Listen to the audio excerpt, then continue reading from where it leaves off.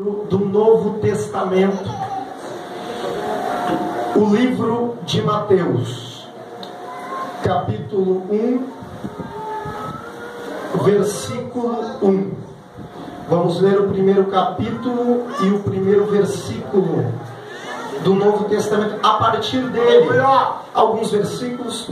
Peço a paciência dos irmãos, quem gosta de ler a Bíblia e quem não gosta também. Amém? Quem vai me acompanhar na leitura até o final, diga amém. Amém. Mateus 1, a partir do versículo 1. Quem achou, diga glória a Jesus. Glória a Jesus. Livro da genealogia de Jesus Cristo, filho de Davi, filho de Abraão. Abraão gerou a Isaque, Isaque a Jacó, Jacó a Judá e a seus irmãos. Judá gerou de Tamar a Pérez e a Zerá, Pérez gerou a Esrom, Esrom a Arão. Arão gerou a Aminadab, Aminadab a Naasson, Naasson a Salmão. Salmão gerou de Raabe a Boaz, este de Rute gerou a Obed, e Obed a Jessé. Jessé gerou ao rei Davi, e o rei Davi a Salomão, da que fora mulher de Urias. Salomão gerou a Roboão, Roboão a Abias, Abias a Asa. Asa gerou a Josafá, Josafá a Jorão, Jorão a Uzias. Uzias gerou a Jotão, Jotão a Acás, Acás a Ezequias. Ezequias gerou a Manassés, Manassés a Amon, Amon a Josias. Josias gerou a Jeconias e a seus irmãos no tempo do exílio na Babilônia. Depois do exílio na Babilônia, Jeconias gerou a Salatiel, e Salatiel a Zorobabel. Zorobabel gerou a Abiúde, Abiúde a Eliaquim, Eliaquim a Azor. Azor gerou a Sadoc, Sadoc a Aquim, Aquim a Eliúde. Eliúde gerou a Eleazar, Eleazar a Matã, Matã a Jacó. Para encerrar o 16, e Jacó gerou a José, marido de Maria, da qual nasceu Jesus, que se chama o Cristo. Largue a sua Bíblia no banco, dê a mão para o irmão que está ao seu lado.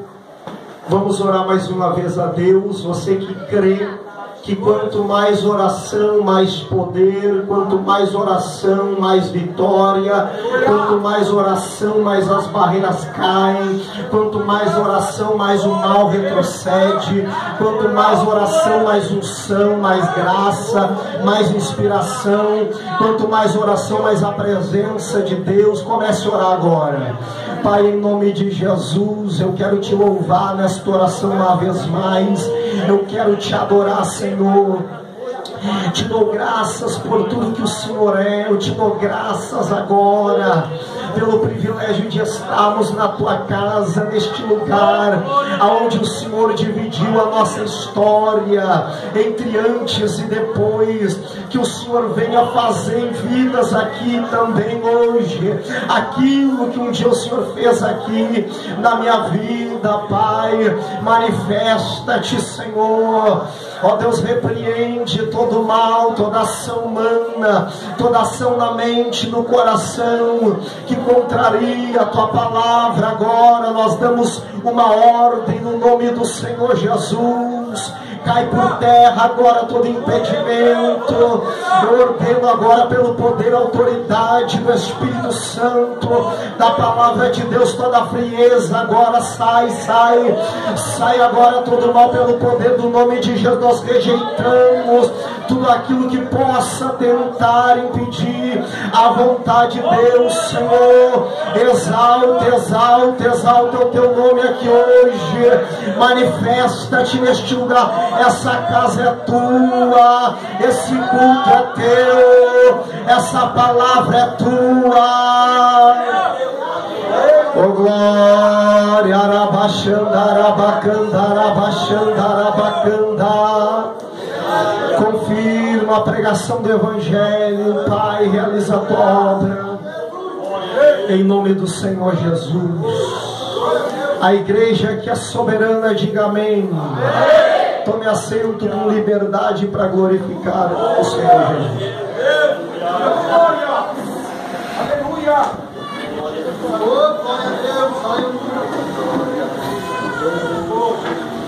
Irmãos e irmãs, igreja do Senhor Jesus.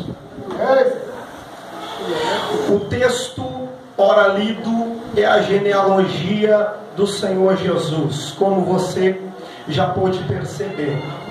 Pode-se colocar, pode-se classificar este texto como o texto menos lido do Novo Testamento. Quando alguém começa a ler a Bíblia pelo Novo Testamento, normalmente vai pular a genealogia de Jesus. Alguém pode olhar para esse texto e pensar que não há motivos para ele estar na Bíblia. Alguém pode chegar à conclusão própria de que este texto está aqui por um motivo, quem sabe, histórico. Alguém pode, ao ler esse texto, pensar que Deus não tem nada para nos falar através da sequência de nomes, de famílias, de judeus, dos ancestrais do Senhor Jesus. Alguém pode imaginar consigo, lendo este texto, que Deus não está falando nada a si através da genealogia de Jesus. Mas eu quero começar aqui nesta noite lhe dizer que toda a palavra de Deus, ela é apta. Todo o texto sagrado, por trás dele existe sim um mistério de Deus. Todo o texto bíblico, ele tem uma revelação específica de Deus.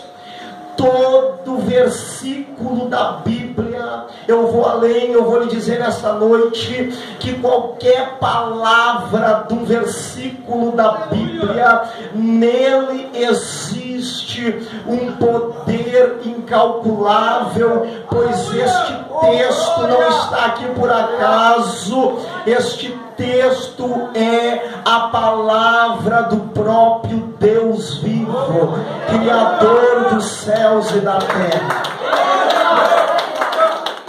E nessa noite eu quero dividir com você uma revelação que Deus me deu dentro da genealogia de Jesus. O livro de Mateus, escrito pelo evangelista Mateus, ele data aproximadamente do ano 37 depois de Cristo. Mateus, no seu livro, ele fala sobre Jesus, sobre a vida pública de Jesus, sobre os apóstolos e sobre a nova aliança. Mateus, ele escreve sobre o Evangelho. O Evangelho é boas novas, boas notícias, notícias de salvação para um mundo que estava perdido no pecado. 4 homens escreveram sobre o Evangelho. O Evangelho não é de Mateus, o Evangelho não é de Marcos, o Evangelho não é de Lucas e nem de João. O Evangelho é de Jesus, escrito por Mateus. O Evangelho é de Jesus, segundo escreveu Marcos. O Evangelho é de Jesus, segundo Lucas e também segundo João. 3 dos evangelistas, eles eram judeus. Um deles era Lucas, ele era um grego. Por que Deus escolhe Lucas para escrever um dos evangelhos? E não somente isso, Lucas, ele é o único escritor gentil. O que é um gentil, irmão Moisés? Pela Bíblia, um gentil é todo aquele que não é judeu. Então Deus escolhe a Lucas também para ser o único escritor gentil do Novo Testamento, e também para ser o único dos 40 escritores, torno disso, que escreveram os 66 livros que compõem a Bíblia Sagrada. O único grego, o único que não é judeu é Lucas. Por que Jesus escolheu Lucas? Porque Jesus, ele veio para derrubar as barreiras de preconceitos, sejam eles raciais, sejam eles sociais. Por isso que na igreja primitiva, um dos principais motivos que levava o imperador de Roma a decretar perseguição contra os cristãos era este: quando um rico chegava na igreja, ele deixava de ser rico. Quando um rico chegava na igreja, ele era igual ao pobre. Quando o pobre chegava na igreja primitiva, ele deixava de ser pobre, pastor Joel, ele se tornava igual ao rico. Era um dos principais motivos que Roma perseguiu a igreja primitiva. Tu chegava na igreja, o teu dinheiro era dividido. Tu chegava na igreja, as tuas posses eram divididas. Quem tinha mais dividia com quem tinha menos. E toda a igreja tinha a mesma classe social, porque Jesus veio derrubando as barreiras, sejam elas quais forem. Lá na rua você pode ser alguma coisa, lá na rua você pode ter alguma coisa. Chegou aqui dentro, você é igual a todo mundo. Chegou aqui dentro, todos somos iguais. Quem é pequeno glorifica o Senhor Jesus. Mas Mateus era judeu. 3 destes escritores dois deles eram apóstolos, Mateus e João. 2 deles eram discípulos. Marcos era discípulo de Pedro, escreveu um evangelho petrino, é aquilo que Pedro pregava. Lucas era discípulo de Paulo, escreveu o evangelho paulino, era a pregação do apóstolo dos gentios, pregada do hemisfério sul ao hemisfério norte do Império Romano. Mateus, sendo judeu, ele escreveu aos judeus.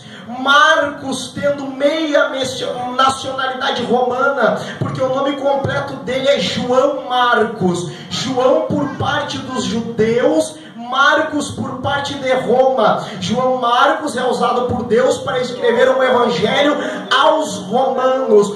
Lucas, sendo grego, escreve um evangelho aos gregos na pessoa de Teófilo. João, sendo judeu, escreve um evangelho diferenciado à igreja de Éfeso. Mateus escreve mostrando um Jesus que é rei. Marcos, ele escreve trazendo um tema de um Jesus que é servo. Por isso que Marcos 10, não me falha a memória, o versículo 35, Jesus, ele diz assim: o Filho do Homem não veio para ser servido, mas ele veio para servir. E Jesus nos trouxe uma grande lição, que é maior aquele que serve do que aquele que é servido. Se Mateus mostrou um Jesus rei, Marcos mostra um Jesus servo, Lucas mostrou um Jesus homem, mas um homem que é perfeito. Se Lucas mostra um Jesus homem, Mateus mostra um Jesus Deus. Por isso que João, melhor dizendo, mostra um Jesus Deus. Por isso que o capítulo 1, versículo 1 do Evangelho, segundo escreveu o apóstolo do amor, João, está escrito assim: no princípio era o Verbo, e o Verbo estava com Deus, e o Verbo era Deus. E no versículo 14 ele vai complementar: o mesmo Verbo se fez carne e habitou entre nós, e nós somos testemunhas oculares, nós vimos vimos a sua glória. Como é que era a glória dele, João? Era uma glória que não se tem como explicar, porque era uma glória como a glória do unigênito de Deus. Que glória é essa, João? Cheio de graça e cheio de verdade. Quantos podem adorá-lo nessa noite? Levante a mão e glorifique o nome de Jesus.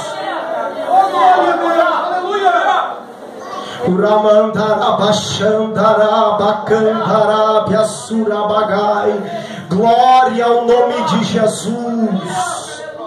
Glória ao nome de Jesus. Porém, um dos quatro, o que pegou a tarefa pior foi este homem, Mateus. Porque Mateus pegou para escrever para os judeus. E uma coisa, presbítero Lídio, é você pregar para quem não conhece a Bíblia. E outra coisa é você pregar para quem conhece Bíblia. Para quem conhece Bíblia, a coisa fica mais difícil, fica mais estreita. Esta foi a tarefa dada pelo Espírito Santo a Mateus. Por isso que você vai observar que o Evangelho de João tem 21 capítulos, o Evangelho de Lucas tem 24, o Evangelho de Marcos tem 16, já o Evangelho de Mateus é maior, tem 28 capítulos, porque Mateus ele pegou a tarefa pior. Sabe qual é? Pregar para um povo que rejeitou a Cristo, pregar para um povo que conhece a lei de Moisés. Então, quando Mateus ele começa a escrever o seu livro, a primeira preocupação dele é satisfazer ao público que vai receber o seu evangelho. E os judeus eles eram apegados à genealogia do homem. Os judeus eles eram apegados aos ancestrais de um homem, muito mais além do que isso.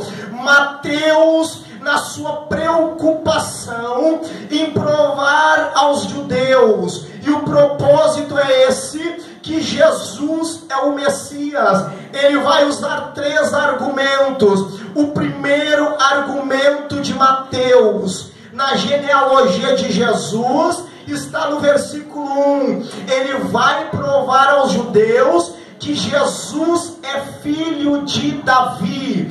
O segundo argumento que Mateus vai usar, ele vai provar aos judeus que Jesus é filho não só de Davi, mas também de Abraão.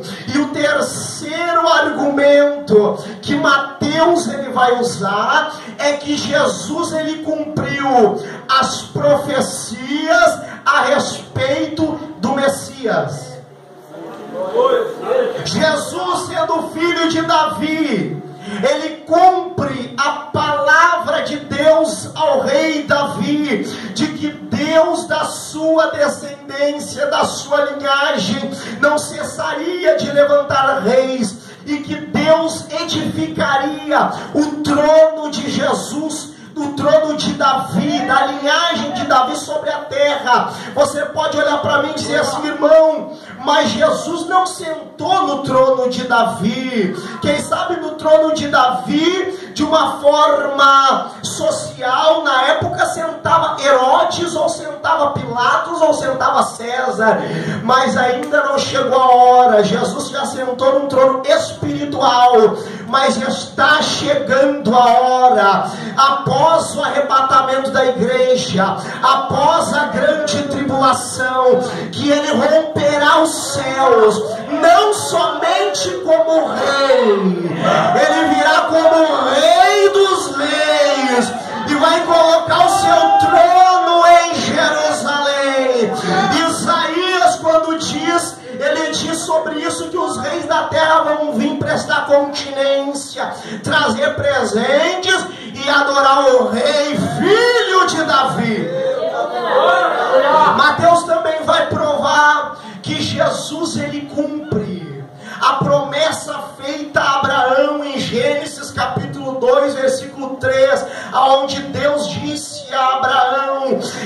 ti serão benditas todas as famílias da terra. Em Jesus são benditas todas as famílias da terra. Em Jesus Deus cumpriu a promessa feita a Davi. E ainda que os religiosos da época, os escribas e os sábios não entenderam, teve um cego chamado Bartimeu que recebeu a revelação de Deus, e quando ele soube que Jesus se aproximava, ele clamou assim, ó: Jesus, aquele que é filho de Davi. Ainda que hoje alguns que são sábios neste mundo não estão recebendo a revelação de Cristo, Deus escolheu você e você tem recebido a preciosa revelação de que Jesus é o Salvador da tua vida. Quantos creem nisso e querem adorá-lo?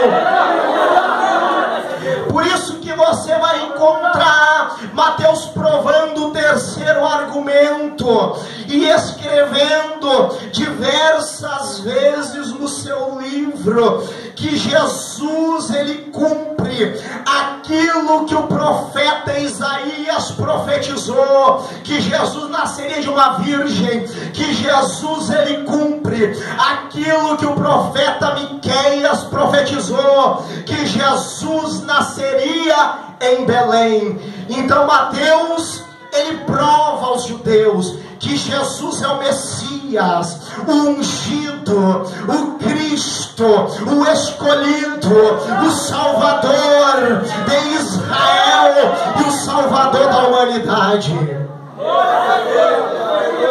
Mas a genealogia de Jesus nos fala mais. A genealogia de Jesus, ela é a maquete. Eu já vou entrar na mensagem, fica tranquilo. Já vamos passar essa parte teórica necessária e vamos entrar na revelação. Quantos querem ouvir a palavra de Deus? Diga glória a Deus. A genealogia de Jesus nos mostra a maquete do plano de salvação. Observe, um dia Deus, na sua glória, sentado no seu trono, ele pensou um pensamento de Deus, ainda que o mundo viesse a existir, porque o pecado já havia afetado os anjos, e uma terça parte do céu caiu. Antes de Deus criar o homem, Deus criou o antídoto para o resgate do homem. O pecado é o maior problema social. As autoridades do mundo não encontraram a solução para o pecado. Pecado é criminalidade, pecado é imoralidade, pecado é prostituição, pecado é drogadição. Para o pecado não tem solução. Mas antes de Deus criar o mundo, ele criou um plano, e o remédio para o pecado é o sangue de Jesus. Por isso que Apocalipse vai dizer que Jesus é o Cordeiro morto desde a fundação do mundo.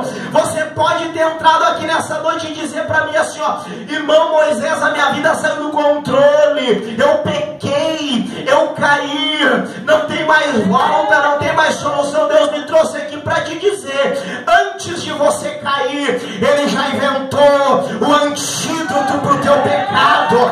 A solução para a tua vida é Jesus. Quem recebe? Quem recebe? Mas Deus, sentado no seu trono, na glória, ele pensou num plano para salvar a humanidade. E pasmem as irmãs, pasmem os irmãos, que quando Deus, vem comigo tecladista, que quando Deus, ele começa a elaborar o plano, ele decidiu não descer na terra, ele decidiu não usar os anjos, ele decidiu não usar os serafins, ele decidiu não usar os querubins. Tem gente que já está entendendo. Quando Deus foi montar um plano para salvar a humanidade perdida, ele vai tomar uma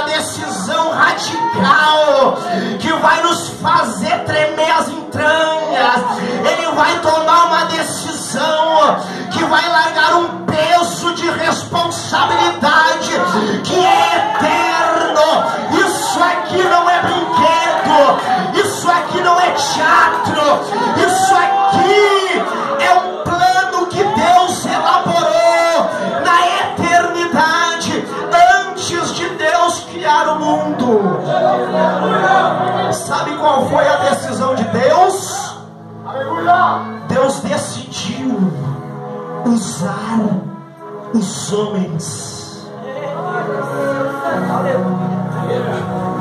Deus decidiu usar os homens para fazer o seu plano acontecer. Me ajuda a pregar. Dá uma balançadinha com jeitinho aí nesse irmão abençoado ao teu lado.